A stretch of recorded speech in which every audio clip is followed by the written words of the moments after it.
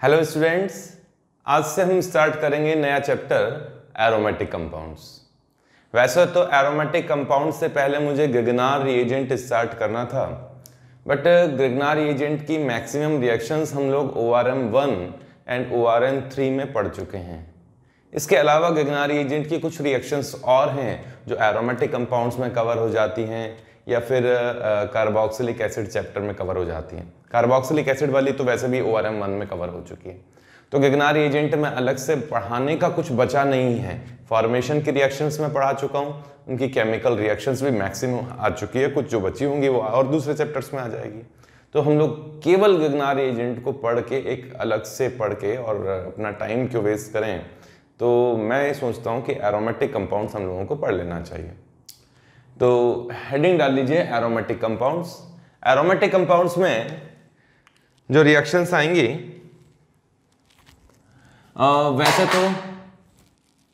वैसे तो आनी चाहिए, फर्स्ट रिएक्शन आना चाहिए, फर्स्ट पॉइंट आना चाहिए एरोमेटिसिटी। एरोमेटिसिटी मतलब एरोमेटिक कंपाउंड्स होते क्या हैं, ठीक है। सेकंड पॉइंट होना चाहिए इलेक्ट्रोफिलिक सब्स्टिट्यूशन रिएक्शंस, क्योंकि एरोमेटिक कंपाउंड की जो इंपॉर्टेंट रिएक्शन है वो इलेक्ट्रोफिलिक सब्स्टिट्यूशन रिएक्शंस होती क्या हैं उसके बारे में इंट्रोडक्शन आना चाहिए ना, ये इन्हीं स्टेप्स में होना चाहिए, ठीक है। थर्ड पॉइंट होगा जो कि हम पढ़ेंगे बेंजीन की फॉर्मेशन। अच्छा ध्यान से सुनना, अब आने वाले चैप्टर्स में मैं केवल केमिकल रिएक्शंस एंड उनकी केमिकल प्रॉपर्टीज ही पढ़ा रहा हूं, यानी वो कंपाउंड और कुछ फालतू चीजें नहीं पढ़ रहे हम लोग, है ना, जिनसे रिलेटेड क्वेश्चन आएंगे। फिर बेंजीन पढ़ेंगे। फोर्थ पॉइंट होगा नाइट्रोबेंजीन होना चाहिए, बट नाइट्रोबेंजीन की भी रिएक्शन सारी हो चुकी हैं। नाइट्रोबेंजीन बनता कैसे वो रिएक्शन मैं पढ़ा चुका हूं। नाइट्रोबेंजीन का रिडक्शन वगैरह जो भी है, उनकी जो केमिकल रिएक्शंस है वो भी हम लोग रिडक्शन चैप्टर में पढ़ चुके हैं, इसलिए मैं नाइट्रोबेंजीन हेडिंग भी नहीं डालूंगा यहाँ पर। क्लोरोबेंजीन को भी कुछ अलग से पढ़ाने के लिए बचा हुआ नहीं है। नेक्स्ट होना चाहिए फिनॉल।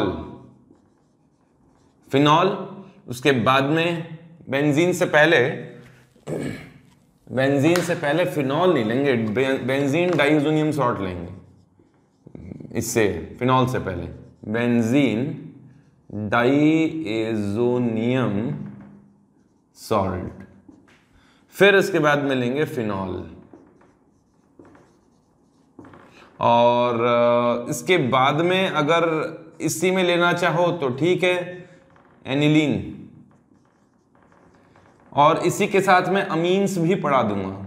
तो ये वैसे पॉइंट हम अलग से चैप्टर डाल देंगे, इसको अलग से चैप्टर मान लो, रिएक्शंस मान लो, या एनिलीन में इंक्लूड कर लो, कुल मिला के मैं इसको अलग से पढ़ा दूंगा, है ना। अमीन चैप्टर डाल देंगे, चलो एरोमेटिक कंपाउंड के अलावा डाल देंगे। तो अब देखो आने वाली जो रिएक्शंस हैं, आने वाले जो चैप्टर्स है, जैसे एल्डिहाइड कीटोन आएगा इसके बाद में, है ना, कार्बोक्सिलिक एसिड आएगा। अब रिएक्शंस कम होने लगी, क्यों? क्योंकि जो रिएक्शंस पहले आ रही थी किसी चैप्टर में, उसे मैंने वही डिटेल में पढ़ा दिया है। अब तो केवल मैं आपको याद करवाऊंगा, एक मिनट, अब तो मैं केवल याद कराऊंगा कि इस रिएक्शन से ये रिएक्शन कहां पड़ी। डिटेल में वो एग्जांपल्स नहीं पढ़ेंगे, उनसे रिलेटेड कुछ एग्जांपल्स क्वेश्चंस करने की कोशिश करेंगे, लेकिन ज्यादा कुछ जो रिएक्शंस पढ़ी हुई हैं उन्हीं को हम लोग रिपीट कर करके पढ़ते नहीं रहेंगे, कुछ नया पढ़ने की कोशिश करेंगे। अब आपको कुछ रिएक्शंस तो यहाँ नई दिखाई दे रही होगी, जैसे एरोमेटिसिटी। अगर ये पढ़ना है, कुछ रिएक्शन नहीं है, ये कॉन्सेप्ट है, ये पढ़ना है, तो आप जाओ GOC में, GOC 1 में जाके इसे पढ़ो। एरोमेटिसिटी क्या होती है, एरोमेटिक कंपाउंड्स क्या होते हैं। अगर आपको इलेक्ट्रोफिलिक सब्स्टिट्यूशन रिएक्शन पढ़ना है तो आप ORM2 में प्रवेश करें, ORM2 को अच्छी तरह पढ़ें, और ये पढ़ चुके हैं। तो ये फर्स्ट एंड सेकंड पॉइंट मैं नहीं पढ़ाऊंगा, मुझे लिखना भी नहीं चाहिए था। नाइट्रोबेंजीन मुझे नहीं पढ़ाना है, क्योंकि नाइट्रोबेंजीन की सारी रिएक्शन हो चुकी है, और क्लोरोबेंजीन मुझे नहीं पढ़ाना है, रिएक्शन हो चुकी है। हम शुरुआत करेंगे बेंजीन से, तो मुझे तो फर्स्ट पॉइंट ही बेंजीन लिखना चाहिए था। आप समझ गए हम कहाँ शुरुआत करेंगे? बेंजीन से। तो लिख लो यहां तक और फर्स्ट पॉइंट डाल दीजिए बेंजीन। बेंजीन बनता कैसे है, बेंजीन की केमिकल रिएक्शंस क्या होती हैं, फटाफट लिखो, मैं मिटाता हूं इसे। तो पॉइंट डाल लीजिए बेंजीन।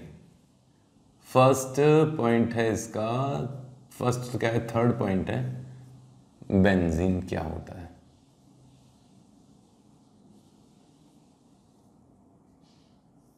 ठीक है, बेंजीन, बेंजीन तो आप अच्छी तरह जानते हैं, सभी कार्बन sp2 स्टेट में है और यहाँ ये एरोमेटिक कंपाउंड है, 6 पाई इलेक्ट्रॉन्स इसमें हैं। ये रहा बेंजीन, ये एरोमेटिक है, पता है ऐसे क्या बताऊं यार ये टॉपिक। 6 पाई इलेक्ट्रॉन्स इसमें हैं, हकल्स रूल का फॉलो करता है। कार्बन कार्बन बॉन्ड लेंथ है 1.39 एंगस्ट्रॉम और ये बॉन्ड लेंथ है carbon hydrogen bond length 1.09 angstrom. Bond angle 120 है, इसमें सोचना ही नहीं है। कार्बन sp2 स्टेट में कोई रिंग स्ट्रेन इसमें नहीं है, सारे बॉन्ड इक्वल हैं, मतलब बॉन्ड एंगल्स इक्वल हैं, है ना, सारे अंदर के। तो ये तो सिंपल पॉइंट्स हैं। इसके बॉइलिंग पॉइंट की बात करें तो ये 80 डिग्री के आसपास है। मेल्टिंग पॉइंट इसका होता है अप्रॉक्सीमेट 5 डिग्री सेल्सियस, है ना, अप्रॉक्सीमेट है, एग्जैक्ट में कौन सा रटना है और कौन सा कभी की पूछा गया है, कोई नहीं पूछता इसको। बॉइलिंग पॉइंट इसका होता है अप्रॉक्सीमेट 80 डिग्री सेल्सियस, है ना। और वाटर में तो स्लाइटली सॉल्युबल है, बहुत कम सॉल्युबल है, क्योंकि ये हाइड्रोकार्बन है ना, जनरली हाइड्रोकार्बन वाटर में सॉल्युबल नहीं है, नॉन पोलर कंपाउंड है। नॉन पोलर कंपाउंड वाटर में कैसे सॉल्युबल होगा? हाँ, ऑर्गेनिक सॉल्वेंट में तो सॉल्युबल है। सॉल्युबल कहाँ है? सॉल्युबल इन CCl4 की बात करें या CHCl3 की बात करें, एसीटोन में ये डिजॉल्व हो जाता है और कई ऐसे कंपाउंड्स में डिजॉल्व हो जाता है जो कि ऑर्गेनिक कंपाउंड है। पोलर वगैरह इनमें थोड़ा कम होगा, नॉन पोलर में ज़्यादा होगा, क्योंकि बेंजीन नॉन पोलर कंपाउंड है। तो ये नॉर्मल पॉइंट्स हैं, हम लोग इनसे ज़्यादा कुछ बात नहीं करेंगे क्योंकि इनके बारे में ज़्यादा क्वेश्चन नहीं पूछे जाते हैं। बात आती है preparation of benzene, formation of benzene या methods of formation of benzene. Formation methods या रिएक्शंस।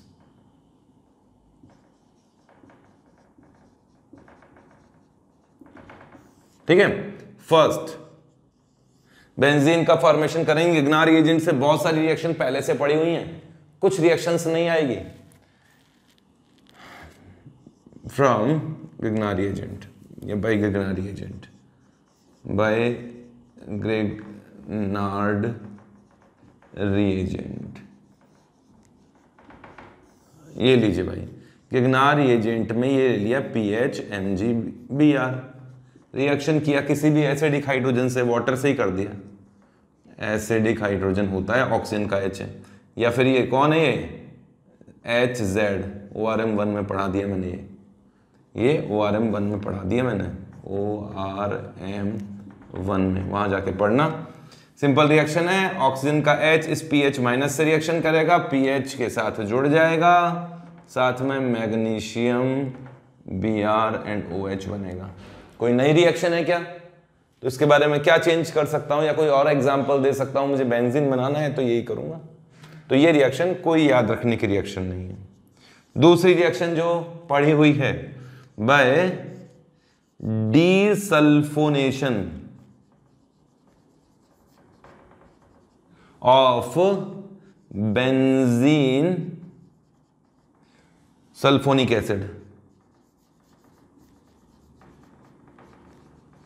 बेंजीन सल्फोनिक एसिड ये कहां पढ़ी थी? ORM2 में पढ़ी थी, जब इसको नाइट सल्फोनेशन पढ़ाया था ना बेंजीन का, तब पढ़ाया था। तो इसको भी लिखवा तो देता हूं, एक रिएक्शन याद करो। ये तो केवल याद करने का है, ये चीजें वापस रिपीट होने लगी हैं। कैसे होगा? एसिडिक मीडियम में, डाइल्यूट एसिडिक मीडियम में हीट करने पे डीसल्फोनेशन होता है, यहां H आ जाता है और सल्फोनिक एसिड बनता है। ठीक है, बेंजीन फॉर्मेशन की दूसरी रिएक्शन लिखो जल्दी से, मिटाता हूं इसमें, ये पढ़ी हुई रिएक्शन से पहले से। थर्ड रिएक्शन पे आ जाओ, फॉर्मेशन की। अपना टॉपिक क्या चल रहा है इसमें? फॉर्मेशन।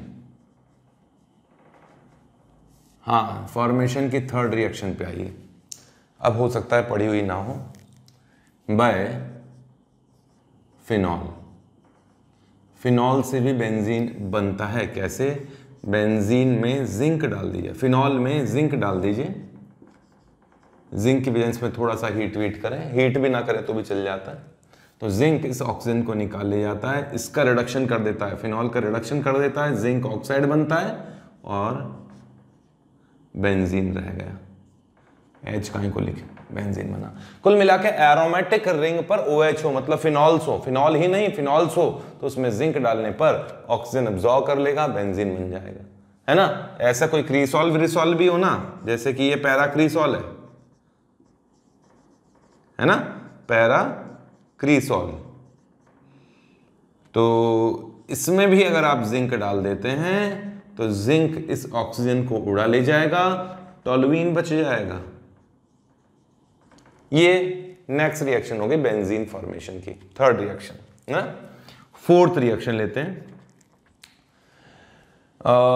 एसिटाइलिन होता है इथाइन, उसका ट्राइसाइक्लाइजेशन करते हैं हाई टेम्परेचर पर, है ना।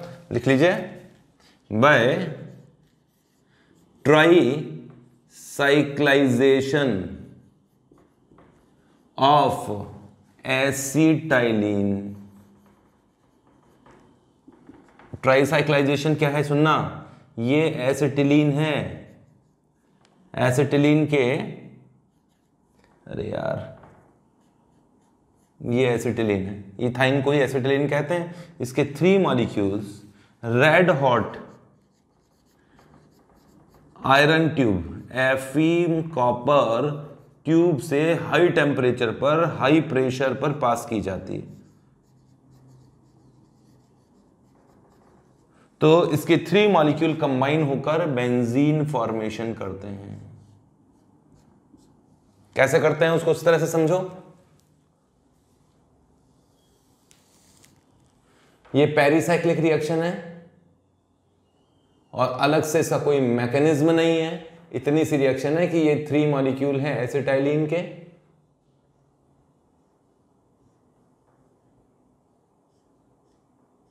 हाँ, और पेरिसाइक्लिक रिएक्शन होती है हाई टेम्परेचर पे, स्पेसिफिक कंडीशन में। ये वाले जो अपने कंडीशन लिया, रेड हॉट आयरन ट्यूब, इतना गर्म कर रखा है उस ट्यूब को और हीट कर रखा है कि रेड हो रखी है, और हाई प्रेशर पे उस ट्यूब में से पास कर रहे हैं। ट्यूब से कॉइल टाइप की ट्यूब है और उसमें से हाई टेम्परेचर पे पास किया जाता है, तो उसमें से वो मॉलिक्यूल जो है एसिटाइलिन के मॉलिक्यूल कंबाइन हो जाते हैं, कंप्रेस हो जाते हैं और कॉम्बिनेशन उनमें हो जाता है। कुछ इस तरह की ट्रांजिशन स्टेट उसमें बनती है, एक साइक्लिक ट्रांजिशन स्टेट बनती है कि यहाँ डबल बॉन्ड, ट्रिपल बॉन्ड था, अब ये ट्रिपल बॉन्ड टूट रहा है, यहाँ सिंगल बॉन्ड फॉर्मेशन स्टार्ट हो गया, यहाँ डबल बॉन्ड है, अब ट्रिपल बॉन्ड जो था वो टूट गया, यहाँ सिंगल बॉन्ड फॉर्मेशन स्टार्ट हुआ, यहाँ ट्रिपल बॉन्ड था उसमें से एक बॉन्ड टूट रहा है और यहाँ एक बॉन्ड फॉर्मेशन स्टार्ट हुआ। ऐसा कुछ इसमें स्ट्रक्चर बन जाता है। ये क्या बनी? 6 मेंबर साइक्लिक ट्रांजिशन स्टेट बनती है और फाइनली बेंजीन बन जाता है। ठीक है, इसे ट्राइसाइक्लाइजेशन बोलते हैं। इंपॉर्टेंट रिएक्शन है, एल्काइन चैप्टर में भी पूछी जाती है, लेकिन हम लोग एल्केन और एल्कीन, एल्काइन को तो अलग से पढ़ नहीं रहे हैं, उनकी रिएक्शंस को इंक्लूड कर लिया है मैंने। ठीक है, तो ये रिएक्शन है बेंजीन फॉर्मेशन का। इस रिएक्शन का यूज एरोमेटिक कंपाउंड्स, बहुत से एरोमेटिक कंपाउंड्स फॉर्मेशन में किया जाता है। जैसे डिफरेंट रेशो में अगर एल्काइन लिया जाए, जैसे आप समझना, इस रिलेटेड एक एग्जांपल देता हूं कि 1 कि अगर आपने 3 मॉलिक्यूल्स ऑफ प्रोपाइन के 3 मॉलिक्यूल्स का रेड हॉट आयरन से ट्यूब से पास किया, red hot iron tube, Fe copper tube, वो कंडीशन मैंने आपको बताई है, Fe कॉपर हाई प्रेशर पर आपने इसको पास किया। ठीक है, तो बनता है मेसिटाइलिन। मेसिटाइलिन, ध्यान से सुनना कैसे बना। यहां ट्रिपल बॉन्ड रहा होगा, ये लो ऐसे बना देता हूं, यहां ट्रिपल बॉन्ड था, यहां ट्रिपल बॉन्ड था, यहां ट्रिपल बॉन्ड था, साइक्लाइजेशन हुआ, ये बॉन्ड टूट गया, यहां आया, ये बॉन्ड टूट गया, यहां आया, ये बॉन्ड टूट गया, यहाँ एक सिंगल बॉन्ड बना, क्या बना, मेसिटाइलिन। अब आपके दिमाग में एक क्वेश्चन आया होगा, सर मिथाइल बिल्कुल सिस्टमैटिक ढंग से बिल्कुल सिमेट्रिकल कैसे अरेंज हो गए? ऐसा भी तो हो सकता है दो मिथाइल मिथाइल पास में आ जाए। भाई ऐसा भी तो हो सकता था कि ये जो ट्रिपल बॉन्ड मैंने बनाया है ना, उसमें मिथाइल यहाँ ना होता, यहाँ हो जाता, तो मिथाइल मिथाइल पास में भी आ सकते थे। लेकिन भाई जो मेसिटाइलिन है वो थर्मोडायनेमिकली ज्यादा स्टेबल है। ट्राईमिथाइल बेंजीन, 3 ट्राईमिथाइल बेंजीन होते हैं, 3 टाइप के ट्राईमिथाइल बेंजीन होते हैं, उन सभी में ज्यादा स्टेबल कौन है, मेसिटाइलिन।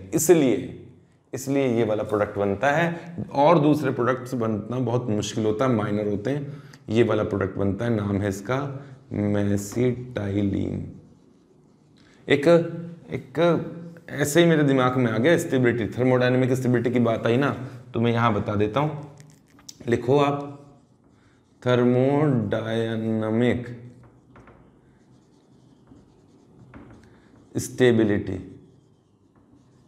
मतलब हाई टेम्परेचर तक कौन सहन कर सकता है। स्टेबिलिटी किसकी याद है? थर्मोडायनेमिक स्टेबिलिटी का मतलब है कि एंथैल्पी ऑफ फॉर्मेशन किसका ज्यादा है। 3 आइसोमर्स की बात करें तो ये जो है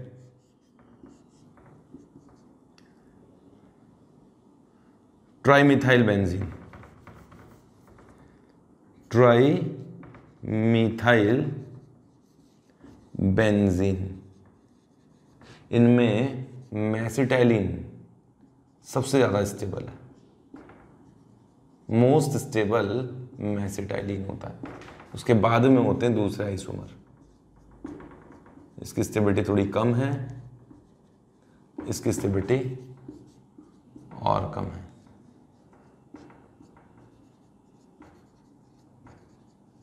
ठीक है, थर्मोडायनेमिक स्टेबिलिटी किसकी याद है? इसकी याद है। हीट ऑफ कंबशन किसका याद है? उसका याद है। जो कम स्टेबल होगा उस आइसोमर का हीट ऑफ कंबशन ज्यादा होगा।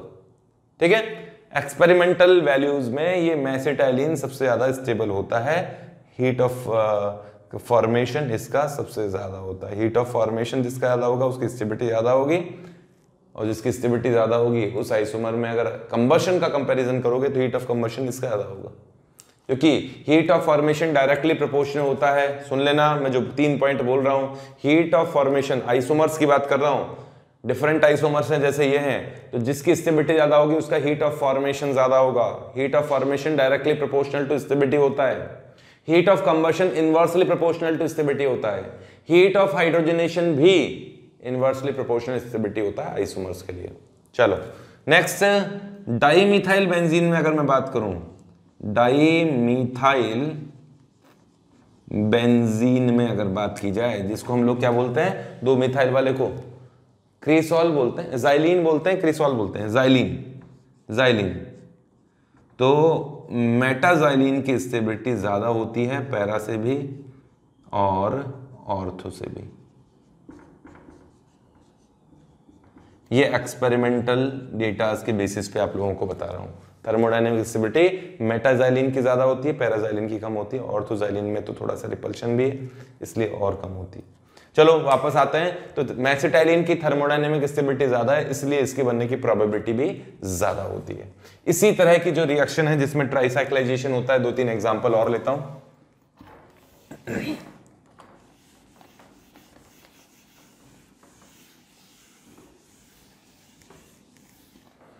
एग्जाम्पल नंबर 2, अगर ऐसा कर दें कि एसिटाइलिन का 2 मोल है, प्लस इस रेशो में ले लिया जाए, प्लस CH3CH ट्रिपल बॉन्ड, ये 2:1 के रेशो में ले लिए जाएं, तो मिक्सचर बनेगा। वही रेड हॉट कॉपर के प्रेजेंस में हीट वीट किया है ना, कॉपर क्या है, आयरन ट्यूब है, हाई टेम्परेचर पे, मैं वापस नहीं लिखूंगा, उसकी प्रेजेंस में हीट किया तो यहां टॉलुइन की बनने की पॉसिबिलिटी बढ़ जाती है, टॉलुइन के बनने की पॉसिबिलिटी बढ़ जाती है। मेजर प्रोडक्ट आता है टॉलुइन, दिखाई दे रहा ना, एसिटाइलिन एंड प्रोपाइल, ये बॉन्ड टूटा, यहाँ ये बॉन्ड टूटा, एक यहाँ सिंगल बॉन्ड, ये बॉन्ड टूटा, यहाँ सिंगल बॉन्ड, ये बॉन्ड टूटा, यहाँ सिंगल बॉन्ड, क्या बन गया, टॉलुइन। ठीक है, और लेता हूं,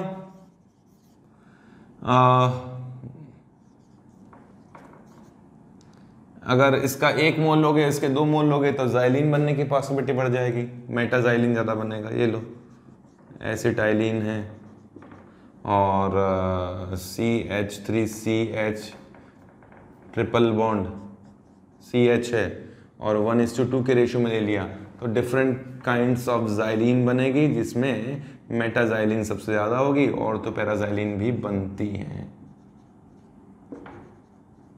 सारे जाइलिन बनेगी। मेजर होगा ये, क्या है, मेटाजाइलिन। क्यों मेजर होगा?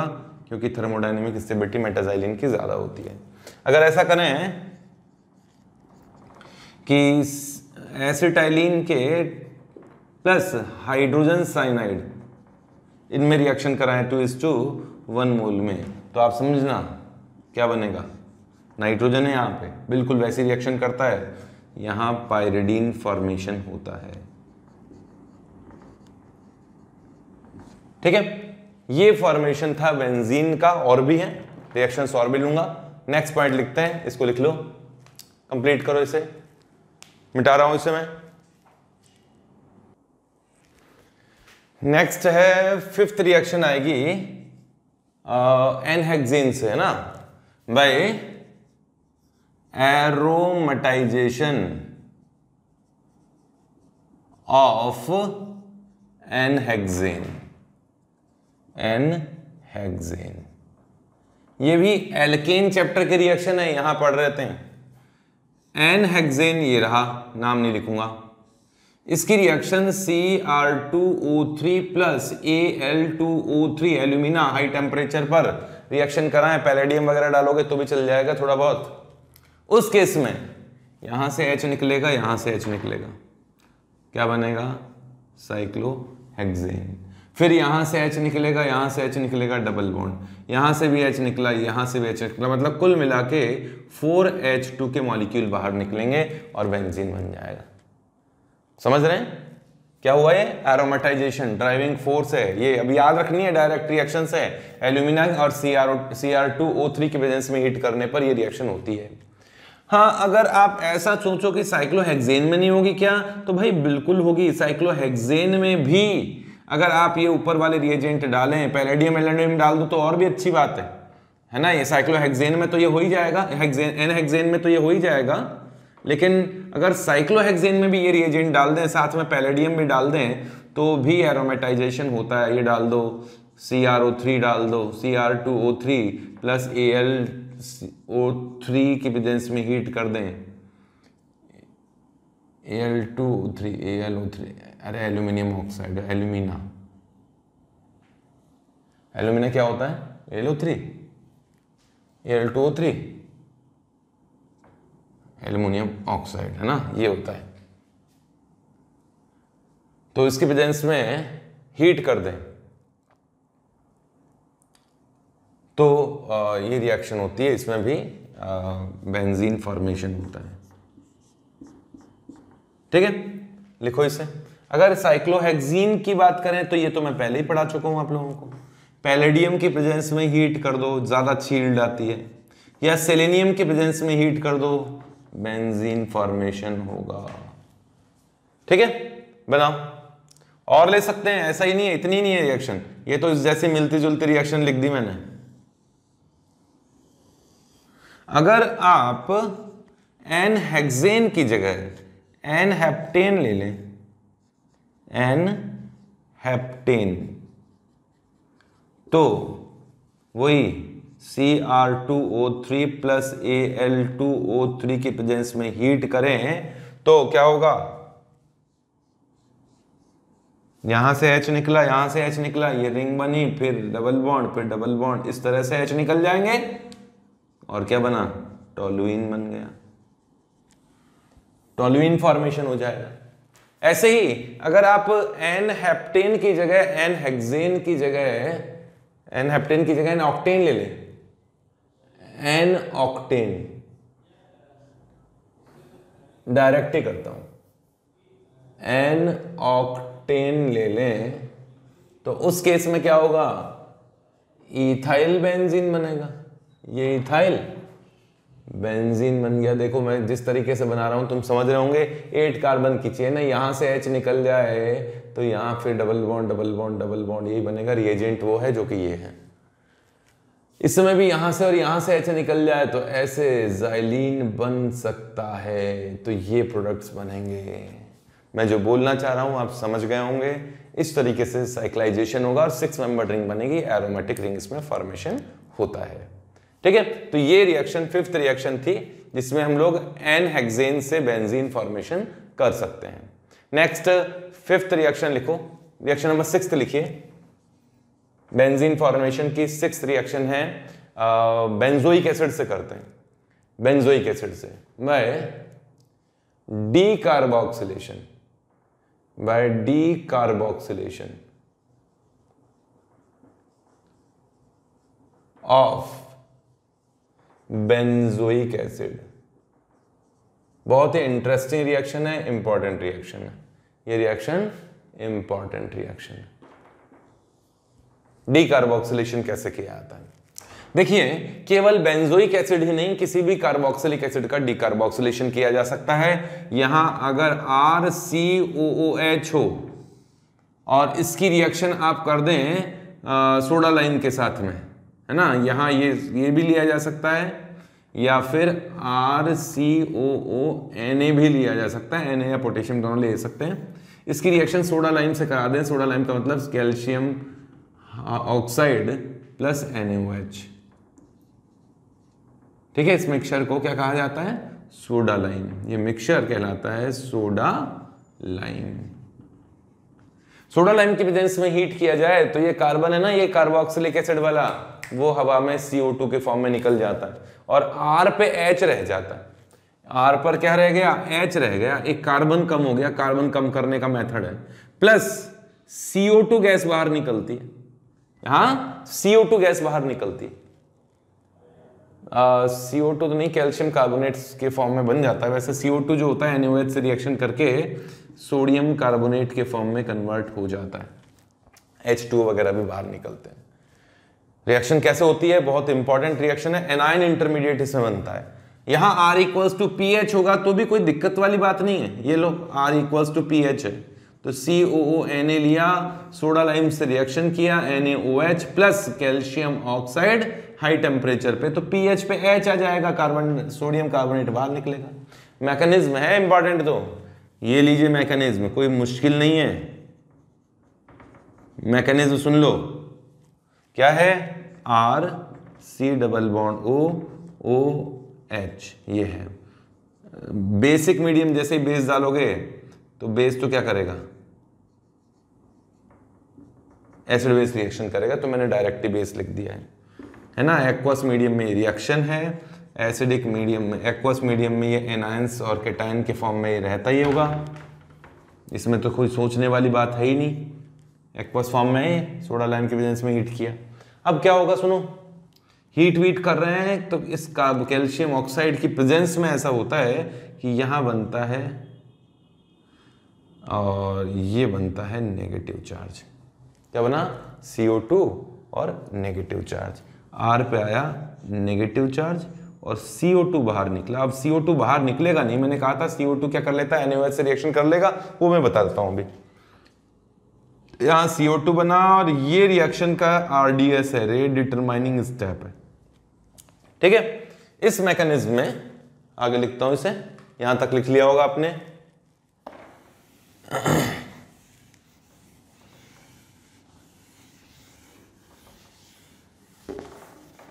अब इस मैकेनिज्म में जो कार्बन माइनस बना है, अच्छा है ना, कार्बन माइनस स्ट्रॉन्ग बेस होता है ना, एनायन बना है इंटरमीडिएट, याद रखिएगा, कार्बेनियन इंटरमीडिएट होता है इसमें। ये वाटर से H+ एब्जॉर्ब कर लेगा, है ना। एक्वस मीडियम बोल तो रहा हूं, चिल्ला चिल्ला के बोल रहा हूं यार, एक्वस मीडियम है तो वाटर से H+ एब्जॉर्ब कर लेगा, OH- को फ्री कर देगा। OH- को फ्री कर देगा मतलब क्या है, यहां पर Na है, OH भी है, NaOH है और का CO2 भी है। कहने का मतलब क्या है कि NaOH जो यहां है वो CO2 को एब्जॉर्ब कर लेता है और क्या बनाता है? Sodium carbonate plus H2O। वापस बोलूं क्या पूरा मैकेनिज्म? कार्बोक्सिलिक एसिड लो या कार्बोक्सिलिक एसिड का सॉल्ट लो। एसिड लोगे तो भी पहले झटके में बेस से रिएक्शन होकर वो कार्बोनेट का सॉल्ट ही बनेगा, कार्बोक्सिलिक एसिड का। हीट वीट किया कैल्शियम ऑक्साइड की प्रेजेंस में, कैल्शियम ऑक्साइड कैटलिस्ट की तरह काम करता है, तो RH बना, एक कार्बन कम हो गया। लिखना जरूरी है कि डिग्रेडेशन का मेथड है, कार्बन कम करने का मेथड है। और जो CO2 बनती है वो NaOH से रिएक्शन करके कार्बोनेट बनाती है, प्लस वाटर तो बनेगा ही बनेगा। रिएक्शन में वाटर यूज भी होता है, वाटर बनता भी है, इसलिए मैंने लिखा नहीं, मैंने वाटर यूज भी हुआ, वाटर बनता भी है, कोई खास बात नहीं है। एनायन इंटरमीडिएट बनता है, ये बहुत जरूरी है, बहुत इंपॉर्टेंट है। और RDS में ही एनायन इंटरमीडिएट बनता है, ये भी इंपॉर्टेंट है, ठीक है।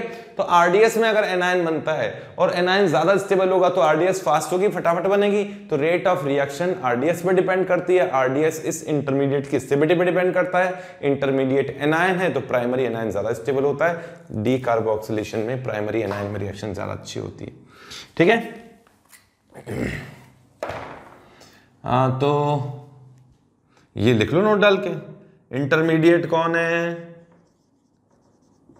इंटरमीडिएट है इसमें कार्बेन आयन, ठीक है। Reactivity of decarboxylation directly proportional होती है स्टेबिलिटी ऑफ एनायन इंटरमीडिएट। पूरा लिख लेना, एनायन इंटरमीडिएट। और सारी दुनिया जानती है कि प्राइमरी एनायन ज्यादा स्टेबल होता है, सेकेंडरी कम स्टेबल होता है, टर्शियरी और कम स्टेबल होता है। पता है कि नहीं? नहीं पता है तो ये एग्जाम्पल करो, ये क्वेश्चन करो। यहां लिखता हूं, चलो लिखो यहां तक। तो डीकार्बोक्सिलेशन में क्वेश्चन लिखता हूं मैं, फटाफट लिख लो इनको। ये लिख लिया होगा आपने, ये सही रहे। एक तरफ लिखता हूं, दूसरी तरफ मिटा देता हूं, ऐसा सही रहेगा।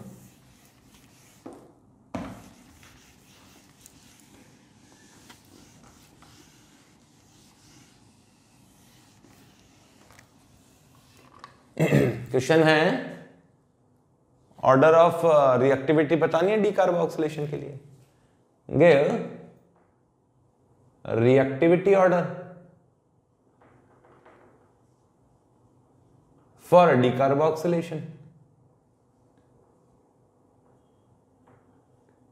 कार्बोक्सिलेशन तो बताओ भाई, पहला CH3COOH है ना, इसमें डीकार्बोक्सिलेशन होगा तो रिएक्टिविटी किसकी ज्यादा होगी? ये वाला है डीकार्बो। इजी एग्जांपल लेता हूं मैं, टफ एग्जांपल लेता ही नहीं। यहाँ पढ़ाते टाइम तो टफ एग्जांपल हो तो तुम एग्जांपल के लिए बुक करो, कॉन्सेप्ट सारे बताने, कॉन्सेप्ट कोई नहीं छोड़ना। तो बताओ चलो, इनमें कौन एनायन बनेगा तो किसकी रिएक्टिविटी ज्यादा होगी? इसमें यहाँ COOH है और यहाँ COOH है, कैसे रिएक्टिविटी किसकी ज्यादा होगी डीकार्बोक्सिलेशन की? यहाँ COOH, ये और COOH, ये एक और COOH। और अब करता हूं इसकी पैरा पोजीशन पे डिफरेंट ग्रुप, कोई खींचने वाले कोई देने वाले, तुम जानते हो क्या होगा है ना। ऑर्डर बताओ, ऑर्डर। फोर्थ यहां है COOH और यहां है COOH। इसकी तो कहानी अलग है, ये इसकी कहानी भी बहुत इंपॉर्टेंट है, वो कहानी भी हम लोग पढ़ेंगे, यहीं पे पढ़ लेंगे। वैसे मैं हीटिंग इफेक्ट में भी पढ़ाऊंगा। बताओ डीकार्बोक्सिलेशन का ऑर्डर क्या है? यहां NO2 लगा देता हूं। अब बताओ डीकार्बोक्सिलेशन का ऑर्डर क्या है? सोडा लाइम की प्रेजेंस में डीकार्बोक्सिलेशन किया, क्या प्रोडक्ट बनेगा? बनाओ, जल्दी से बनाओ, जल्दी से बनाओ। बहुत बढ़िया टॉपिक चल रहा है डीकार्बोक्सिलेशन।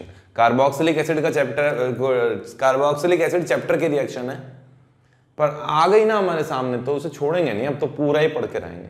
टॉपिक चल रहा है बेंजीन, बेंजीन में बेंजीन बनाई कैसे जाती है, ये टॉपिक चल रहा है। और उसी के बीच में डी कार्बोक्सिलेशन आ गया। तो इसे छोड़ने वाले नहीं हम लोग, पूरा अच्छी तरह पढ़ेंगे, जितनी रिएक्शंस इसकी होती है वो सारी पढ़ेंगे, जितनी कंडीशन होती है वो सारी पढ़ेंगे। आपसे एक्सपेक्ट करता था कि ऑर्डर आप बता दोगे, बता ही दिया होगा, आपने कर लिया होगा। तो अब मैं बताता हूँ, यहां से CO2 निकलेगा तो नेगेटिव चार्ज यहां बनेगा, इसमें यहां बनेगा, इसमें यहां बनेगा। प्राइमरी एनायन ज्यादा स्टेबल है सेकेंडरी से और टर्शरी से, क्लियर है। यहां से जब ये निकलेगा तो नेगेटिव चार्ज यहां बनेगा, नेगेटिव, अरे तुम्हें नहीं बनाना, समझना है। CO2 निकलेगा तो यहां नेगेटिव बनेगा, यहां से CO2 निकलेगा तो यहां नेगेटिव बनेगा, यहां नेगेटिव बनेगा तो रेजोनेंस स्टेबलाइज होगा, वहां नेगेटिव बनेगा तो रेजोनेंस स्टेबलाइज नहीं होगा। डबल बॉन्ड के जस्ट पास में नेगेटिव ज्यादा स्टेबल है बेंजाइलिक, और डबल बॉन्ड के ऊपर ही है तो कंपैरेटिवली कम स्टेबल है। इतना तो आता होगा आपको, GOC में पढ़ रखा है। इनमें ये इलेक्ट्रॉन विड्रॉइंग ग्रुप है भाई, nitro. Methyl electron donating group है, हाइपर कॉन्जुगेशन वाला ग्रुप है।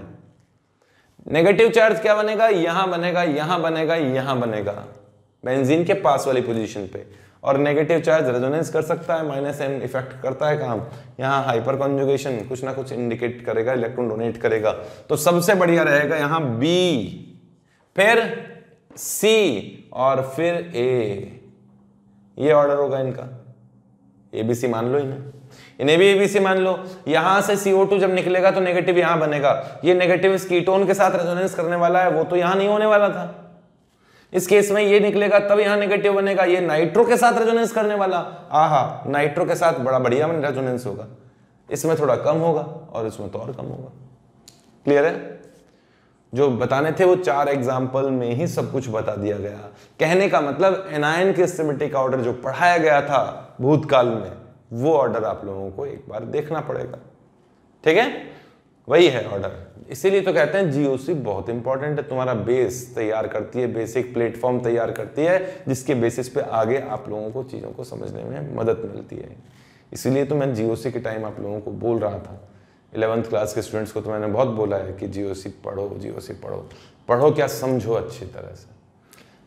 चलो कोई बात नहीं भी पढ़ी हुई है तो टेंशन लेने की जरूरत नहीं है, अपने दिमाग में सब पढ़ते पढ़ते आगे भी क्लियर हो जाती हैं चीजें। अब मैं जो बोल रहा हूं समझना, अगर कार्बोक्सिलिक एसिड के पास में यहां नेगेटिव चार्ज है और वो नेगेटिव चार्ज तो बहुत अच्छा स्टेबलाइज होगा ना कीटोन के साथ में, है ना। अगर कीटोन बीटा पोजीशन पर हो, किसी कार्बोक्सिलिक एसिड के एक कार्बन छोड़कर यहां कोई अच्छा खासा -m ग्रुप बैठा हो, जैसे कीटोन, एल्डिहाइड, खुद कार्बोक्सिलिक एसिड, तो हीट करने से भी बिना सोडा लाइम की रिएक्शन करने से, केवल हीट करने की बात कर रहा हूं मैं। सोडा लाइम की रिएक्शन करा दोगे तो अच्छी बात है, लेकिन अगर सोडा लाइम ना डालो, हीट भी कर दोगे तो भी यहां से CO2 रिलीज हो जाता है, डीकार्बोक्सिलेशन हो जाता है। क्या समझे। इस केस में भी हीट कर दोगे तो भी डीकार्बोक्सिलेशन हो जाएगा, इस केस में हीट कर दोगे तो भी डीकार्बोक्सिलेशन होगा। ये मैं पॉइंट लिखवाता हूं, आगे हीटिंग इफेक्ट जब पढ़ेंगे तो उनमें भी कभी ये पॉइंट तो आएगा। तो ये तो नोट डाल के लिखना है, इसको मिटाऊंगा पूरे को। लिखो जल्दी से, वीडियो पॉज कर रहा हूं, लिख लो फटाफट, लिखो नोट डाल के।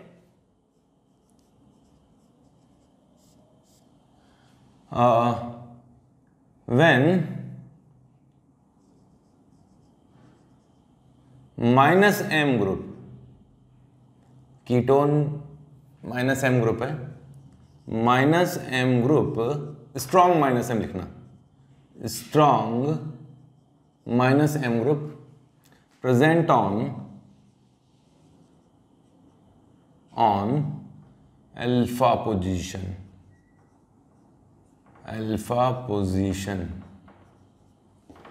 कैसे, ऐसे, ये -m ग्रुप है, ये इस कार्बन की अल्फा पोजीशन पर है, ऐसे, है ना। ये वाला ग्रुप इस पोजीशन पे -m ग्रुप जुड़ा हुआ, alpha position of carboxylic group, COOH group. Then decarboxylation possible,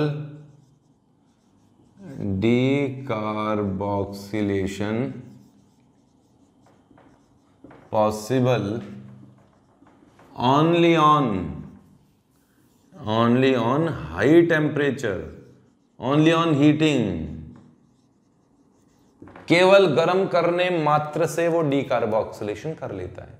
क्या मतलब हुआ समझना, ये एक एग्जांपल है बीटा कीटो एस्टर का, है ना। ये कौन है, बीटा कीटो एस्टर। अब तुम बोलोगे सर अभी तो अल्फा पोजीशन पे बोल रहे थे। अरे मेरी भावनाओं को समझो यार, ये अल्फा पोजीशन है, अल्फा पोजीशन से -M ग्रुप जुड़ा हुआ है। मतलब आप ऐसा समझ लेना कि यहाँ नेगेटिव चार्ज आएगा ना, COOH से CO कार्बोक्सिलिक एसिड से जुड़े हुए कार्बन पे नेगेटिव चार्ज आए तो रेजोनेंस स्टेबलाइज हो जाए अच्छा खासा, तो उससे मतलब है। तो इस कंपाउंड को हीट भी कर दोगे ना, ये कौन है, बीटा कीटो एस्टर है, बीटा कीटो एसिड है।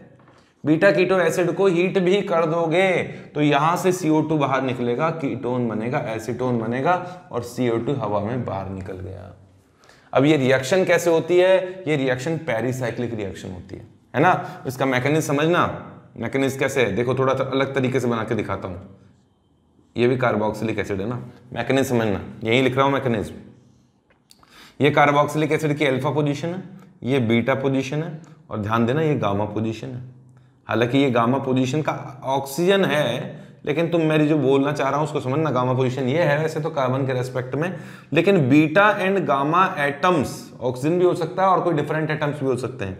बीटा एंड गामा एटम्स में मल्टीपल बॉन्ड हो, पोलर मल्टीपल बॉन्ड हो -M वाले तो बहुत अच्छा, कभी कभी तो कार्बन कार्बन मल्टीपल बॉन्ड होना तो भी हो जाता है, लेकिन उसके लिए हीट ज्यादा करना पड़ता है।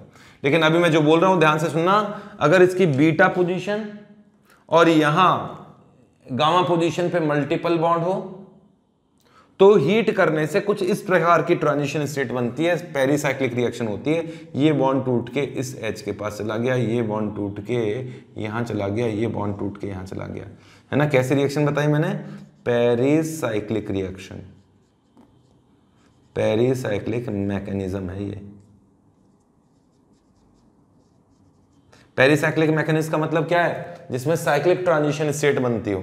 जरा देखना, ये CH3 ये वाला, और यहां है ऑक्सीजन, यहां का ऑक्सीजन का जो मल्टीपल बॉन्ड था वो डिसोशिएट होने लगा, वो मल्टीपल बॉन्ड इस हाइड्रोजन के साथ में बॉन्ड बनाने लगा। यहां जो था सिंगल बॉन्ड था, कब डबल बॉन्ड बनने लगा, यहां का सिंगल बॉन्ड टूटने लगा, यहां C डबल बॉन्ड O है, यहां सिंगल बॉन्ड था वो डबल बॉन्ड में कन्वर्ट होने लगा, है ना, और इस जगह का सिंगल बॉन्ड वो टूटने लगा। ये पेरिसाइक्लिक रिएक्शन हो गई। क्या बनी, 6 मेंबर्ड साइक्लिक ट्रांजिशन स्टेट। क्या हुआ, यहां ब्रेकिंग, यहां फॉर्मेशन, यहां ब्रेकिंग, यहां फॉर्मेशन, यहां ब्रेकिंग, यहां फॉर्मेशन, इस तरह से। और फाइनली हुआ क्या, हुआ ये है कि देखना, CH3 कार्बन डबल बॉन्ड जो था वो OH के साथ जुड़ गया, यहां डबल बॉन्ड बना है, और यहां कार्बन के साथ में डबल बॉन्ड हुआ, डबल बॉन्ड हुआ, CO2 बाहर निकला। ध्यान से सुन लो, यहां डबल बॉन्ड बना, ये रहा, ये बॉन्ड सिंगल बॉन्ड टूट के इन दोनों के बीच में आ गया तो वो दिखाई दिया मैंने, ये वाला डबल, ये बॉन्ड टूट के यहां डबल बॉन्ड बन गया और ये बॉन्ड भी टूट गया, दिखाई दे रहा होगा। इनॉल बना है, इनॉल, इनॉल बना। ये इनॉल कम स्टेबल है, पता होगा तुम्हें, ये जल्दी से टॉटोमराइज्ड होकर कीटो फॉर्म में कन्वर्ट हो जाता है। क्लियर है। लेकिन जिनका इनॉल फॉर्म नहीं बन सकता फिर वहां ये रिएक्शन नहीं होगी। मैं बताता हूं अभी एग्जांपल लेके। इसको तो लिखो आप, इसको आप लिख लो अच्छी तरह से। ये रिएक्शन यहां भी हो जाती है। जैसे एग्जांपल में लूं कि यहां कार्बोक्सिलिक एसिड है, समझना, ये रिएक्शन है ना बिल्कुल। इसकी शक्ल देखो, इसकी शक्ल देखो, काफी कुछ मिलती है, लेकिन मैंने यहां OH लगा दिया,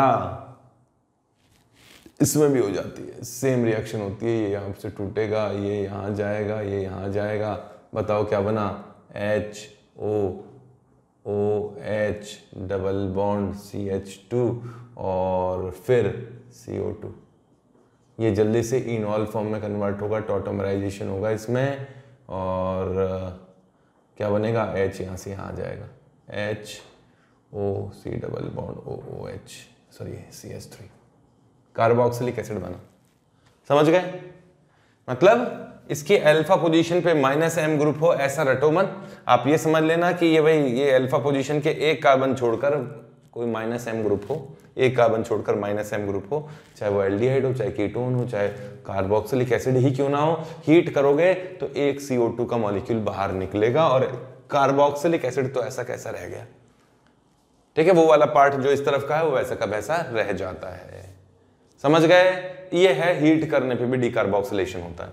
एग्जांपल नंबर 2 लूंगा, इसका तो प्रोडक्ट तो बनाया ही नहीं यार, सोडा लाइम वाली रिएक्शन के तो एग्जांपल ही नहीं लिए। इसमें सोडियम हाइड्रोक्साइड डाल दिया, कैल्शियम ऑक्साइड डाल के हीट किया, प्रोडक्ट बनाओ। इसमें क्या होगा, यहां COOH है, यहां COOH है, इसे हीट किया सोडियम हाइड्रोक्साइड डाल के प्लस कैल्शियम ऑक्साइड डाल के हीट करो, क्या प्रोडक्ट बनेगा, बना दो। और एक और रिएक्शन आपको बताई थी कहीं पर, आपको जरूर याद होगी। यहाँ ब्रोमीन है और यहाँ COOH, alpha beta, beta bromo, beta bromo के साथ में इसे कैल्शियम हाइड्रोक्साइड डाल के हीट किया तो क्या पता है तुम्हें क्या बनेगा इसमें? ये मैंने कहीं बताई है रिएक्शन तुम्हें। बनाओ इसको, बनाओ, बनाने वाले हो ना तुम, जल्दी से सॉल्व करो। डीकार्बोक्सिलेशन रिएक्शन है, CH4 बन जाएगा, यहां से एक CO2 निकला, हीट करने वाला डीकार्बोक्सिलेशन नहीं है, सोडा लाइम वाला, तो CH3 माइनस बनेगा, CH3 माइनस फिर वाटर से H एब्जॉर्ब कर लेगा। इस केस में ये बनेगा बेंजीन, दोनों COH को गैप कर दो, जितने भी COH हो सबको गैप कर दो, उसमें कोई फर्क नहीं पड़ेगा। यहां क्या बनेगा भाई, यहां तो बनेगा एल्कीन। ये कैसे हुआ? ये ऐसे हुआ, आपको E1CB रिएक्शन जैसा ही रिएक्शन आपको बताया था कि यहाँ ये जो माइनस बनता है यहाँ नेगेटिव चार्ज बनता है ना, बनेगा कि नहीं भाई? इस तरह की सिचुएशन आई थी ना, ये तो नेगेटिव चार्ज था, मैकेनिज्म तो अभी बताया था, इससे पहले लिखा था मैकेनिज्म। तो यहाँ से ये O माइनस क्या करेगा, डबल बॉन्ड बनाएगा, ये इलेक्ट्रॉन यहाँ आ जाएगा और ये Br बाहर निकलेगा। कुल मिला के ये एलिमिनेशन रिएक्शन है, Br माइनस और CO2 बाहर निकल रहे हैं। बीटा एलिमिनेशन में बताया था एक एग्जाम्पल, और यहाँ एल्कीन बन जाता है। ये डीकार्बोक्सिलेशन रिएक्शन ही है। लेकिन लीविंग, अगर कार्बोक्सिलिक एसिड की बीटा पोजीशन पर लीविंग ग्रुप हो, ब्रोमीन हो, क्लोरीन हो, तो फिर उस केस में एल्कीन बनता है, वरना तो डीकार्बोक्सिलेशन कर ही लेना। ठीक है, और लेते हैं एग्जाम्पल्स, तो और लेंगे, ऐसे छोड़ नहीं सकते तुम्हें। हीटिंग वाले एग्जाम्पल लेते हैं। हीटिंग करने पर डीकार्बोक्सिलेशन कैसे होता है वो तो मैंने बता दिया, अब एग्जाम्पल्स लेते हैं। लिख लो इसे पूरा।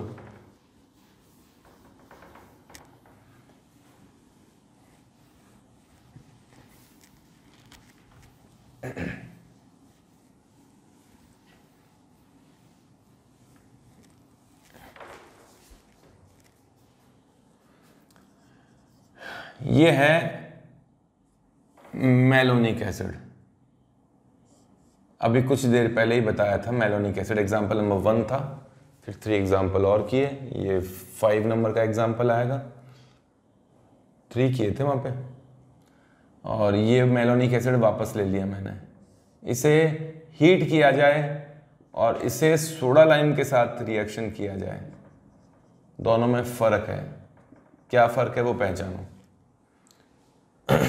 इससे तो बता ही दिया अभी कुछ देर पहले, कार्बोक्सिलिक एसिड के एक कार्बन छोड़ के -M ग्रुप है, तो -M तो ऐसे कैसे रहेगा, हीट करते ही CO2 बाहर निकलेगा, तो एक CO2 बाहर निकल गया, ये लो, और ये COH रह गया, यहां CH3 रह गया। क्या बना? अरे थोड़ा उल्टा सा लग रहा है, लेकिन कौन है? एसिटिक एसिड है, एसिटिक एसिड प्लस CO2, और ये कौन है? ये है malonic acid. Malonic acid heating effect पढ़ाऊंगा यार, थोड़ा सा अलग से लेना पड़ेगा मुझे, एरोमेटिक से पहले पढ़ा देना चाहिए था, पर अब ठीक है, स्टार्ट हो गया एरोमेटिक इफेक्ट। हाँ, सोडा लाइम तो जितने भी COH हैं सबको हटा दो यहाँ से, एक को हटा दो, ये CH3 रह जाएगा, ये हटा दो सबको, और CH4 रह जाएगा और सोडियम कार्बोनेट बनेगा। जितने भी COH है सबको हटा दो। जैसे एक एग्जांपल और लेता हूं, ये वाला बेंजीन पढ़ रहे हैं, टॉपिक ध्यान रखना, बेंजीन चल रहा है। तुम सोचो कि कहीं कार्बोक्सिलिक एसिड चैप्टर चल रहा हो। हाँ, sodium hydroxide plus calcium oxide के प्रेजेंस में हीट किया और इससे केवल हीट किया, दोनों में डिफरेंस है, डिफरेंस निकालो, प्रोडक्ट बनाओ। डिफरेंट प्रोडक्ट बनेंगे, सेम नहीं बनेंगे। अच्छी तरह सोच के। और एग्जांपल नंबर 7 भी है, यहां दो COOH है और यहां एक CHO है, एक COOH है। क्या होगा जरा बताओ?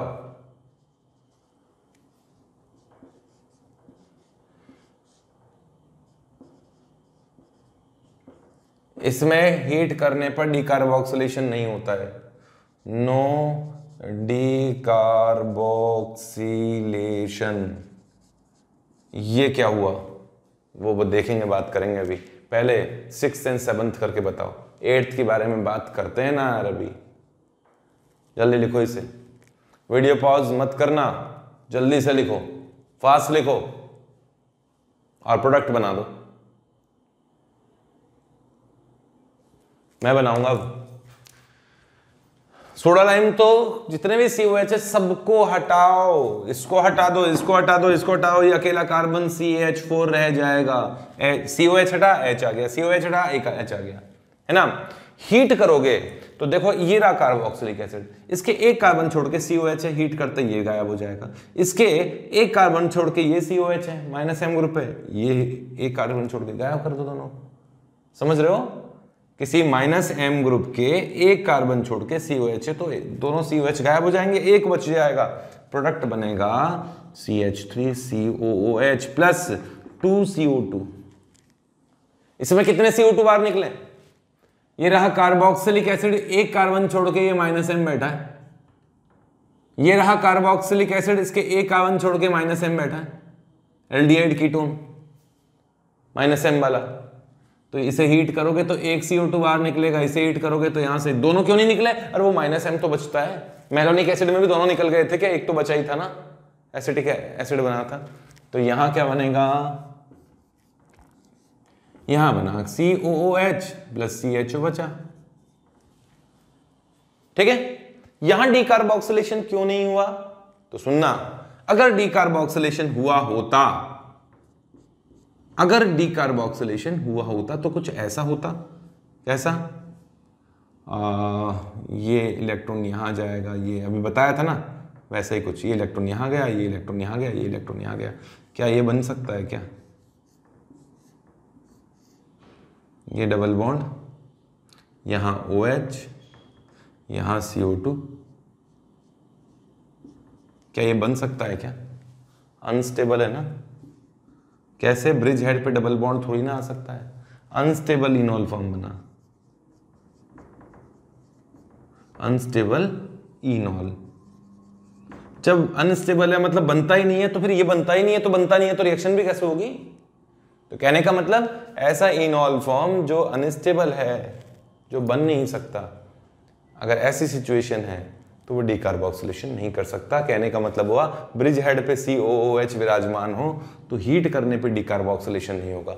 हाँ, सोडा लाइम के साथ तो हो जाएगा। सोडा लाइम के साथ क्या दिक्कत है? यहाँ नेगेटिव चार्ज बने आराम से, क्या दिक्कत है उसमें? हो जाएगा उस केस में तो। लेकिन ऐसा नहीं होता है, हीट करने पे नहीं होता। हीट करने पे तो अच्छे खासे -M होने चाहिए और उसका इनॉल फॉर्म भी बनने लायक होना चाहिए, तब उसमें डीकार्बोक्सिलेशन होगा। ठीक है, तो काफी एग्जांपल्स हो गए डीकार्बोक्सिलेशन के।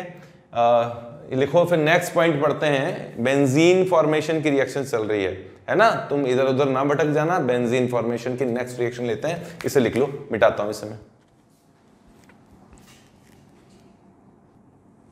7th रिएक्शन है फॉर्मेशन ऑफ बेंजीन में। 7th रिएक्शन बोरिंग है थोड़ा सा, लेकिन पढ़ना तो है ही। By benzene diazonium salt. Benzene diazonium salt क्या होता है जरा ये सुन लो। कैसे बनता है वो नहीं बोल रहा हूं, क्या होता है वो बोल रहा हूं। ये होता है बेंजीन डाई एजोनियम सॉल्ट। मैंने बेंजीन डाई एजोनियम क्लोराइड लिया है। कौन है ये? Benzene diazonium chloride, diazonium chloride. ठीक है, बेंजीन डाई एजोनियम क्लोराइड की रिएक्शन अगर इथाइल अल्कोहल के साथ हीट किया जाए, इंपॉर्टेंट रिएक्शन है भाई लोगों, बहनों भी सुन लो। इथाइल अल्कोहल के साथ रिएक्शन किया जाए तो क्या होता है? तो बेंजीन बनता है। बेंजीन बनता है भाई। ये वाला H तो चल देता है Cl के साथ, HCl। डाइएजोनियम सॉल्ट को थोड़ा सा भी हीट कर देना तो डाइएजोनियम सॉल्ट में ये नाइट्रोजन है ना, वो तो निकलेगा तुरंत, इलेक्ट्रॉन लेके रवाना हो जाता है भाई। N2 तो इलेक्ट्रॉन लेके रवाना हो गया, ये लो HCl बनी गया। इस H ने इस Cl के साथ रिएक्शन कर लिया, HCl बना, नाइट्रोजन वैसे निकल गई, हीट किया था। यहाँ नेगेटिव है ना, H+ निकला तो ये नेगेटिव है। अब क्या होगा, इस जगह से H- के फॉर्म में इस कार्बन पे आके जुड़ता है, H- के फॉर्म में। मैकेनिज्म मैं बताऊंगा तो फंसूंगा अभी, क्योंकि मुझे पता है ये ArSN1 रिएक्शन है, तो मैकेनिज्म यहां नहीं बोलनी चाहिए, लेकिन फिर भी बैलेंस तो करवा दूं एक बार रिएक्शन। प्लस माइनस की बात नहीं करते। इसका एक Cl इस प्लस H के साथ चला गया है ना, H के साथ, प्लस नहीं बोलूंगा, Cl और H निकल लिए, N2 निकल लिया, एक H यहां जुड़ गया, एक H यहां से गया, एक H यहां से गया, डबल बॉन्ड बन गया। ये बना है एसिटल्डिहाइड। बड़े ही इंपॉर्टेंट कंपाउंड है, कई बार क्वेश्चंस पूछे गए। बेंजीन डाइजोनियम की सॉल्ट रिएक्शन इथाइल अल्कोहल से जो बाय प्रोडक्ट बनते हैं, ये तो बनता ही है, ये तो याद होता है स्टूडेंट्स को, ये याद नहीं होता है तो याद करो भाई, एसिटल्डिहाइड बनता है ना, एसिटल्डिहाइड। एक और रिएक्शन है, रिएक्शन ही है कॉन्सेंट्रेटेड H3PO2। कौन है? Hypophosphorous acid. Hypophosphorous acid, hypophosphorous acid के साथ की जाती है। और सेकंड स्टेप में, हीट तो क्या नहीं है, सेकंड स्टेप में इसमें वाटर डालते हैं तो प्रोडक्ट बनता है बेंजीन। ये H आता है, बैलेंस कर लेना, HCl H3PO3 plus N2 gas. Balance करवाता हूं, सुनो। इसने एक ऑक्सीजन एब्जॉर्ब कर लिया, कहां से ऑक्सीजन करेगा? ये वाटर का ऑक्सीजन, ये मान लो, तो ये तो H3PO3 बना। एक H यहां का, एक Cl यहां का, नाइट्रोजन वैसे ही खफा हो जाता है, एक H आ जाता है वाटर से, ये मान लो। देखो वापस सुनो, हालांकि वाटर से नहीं आता, H यहां से आता है, पर फिर भी तुम्हें समझाने के लिए बता रहा हूं, मैकेनिज्म नहीं बता रहा हूं।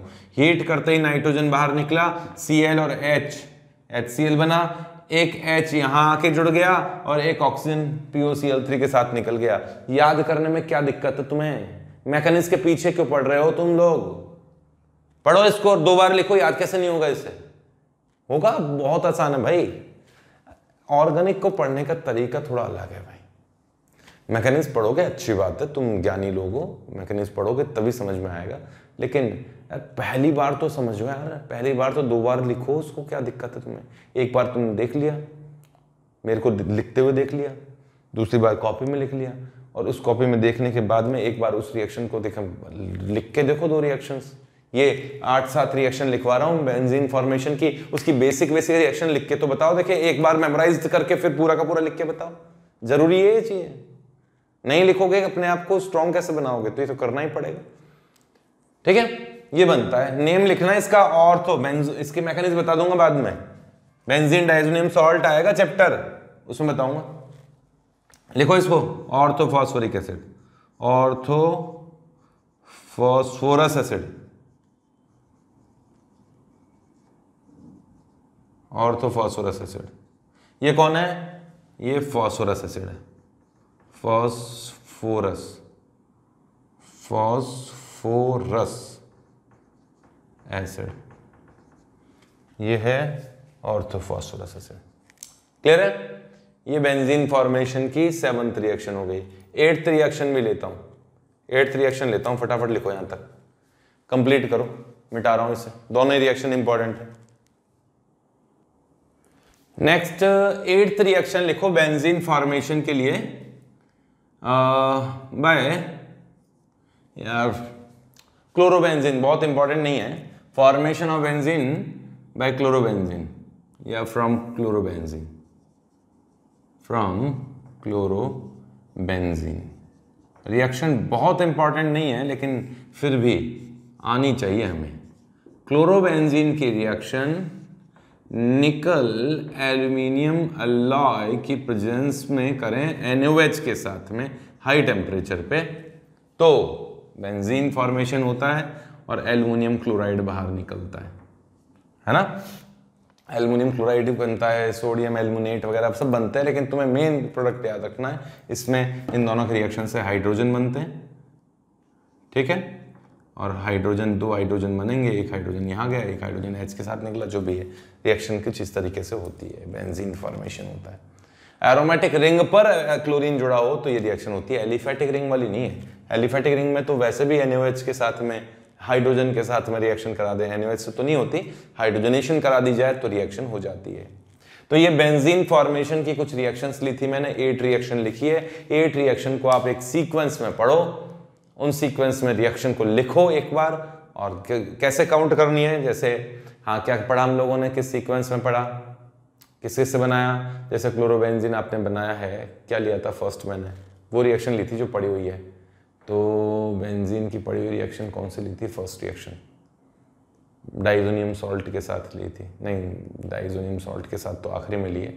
फर्स्ट रिएक्शन कौन सी ली थी जिससे बेंजीन बनाया था, बेंजीन फॉर्मेशन की फर्स्ट रिएक्शन, छोड़ो इस सीक्वेंस से क्या मतलब है, पहला तो है ना हम लोगों ने लिया सल्फोनिक एसिड का डीसल्फोनेशन कर दिया, फिनॉल में जिंक डाल दिया है ना, इसका एल्काइन का ट्राइसाइक्लाइजेशन कर दिया, ये रिएक्शन थी। और क्या रिएक्शन थी, और क्लोरोबेंजीन से ये बताई दी कि आर एजेंट से थी फर्स्ट रिएक्शन, RMgX से वाटर डालने के बाद रिएक्शन थी, डाइजोनियम सॉल्ट की रिएक्शन थी, और कौन सी रिएक्शन आ गई, और N-हेक्सेन से रिएक्शन थी, और भी होगी, ठीक है। इस तरीके से सीक्वेंस में लर्न करो, उन लर्न करने के बाद में एक बार आंख बंद करके कोशिश करो कि मैं जो बोल रहा हूँ हमें याद हुई कि नहीं हुई, ठीक है। तो ये रिएक्शंस हैं। अब हम लोग पढ़ते हैं बेंजीन की केमिकल रिएक्शंस, लिखो इसे। अब शुरुआत करता हूँ chemical reactions of benzene, complete करो।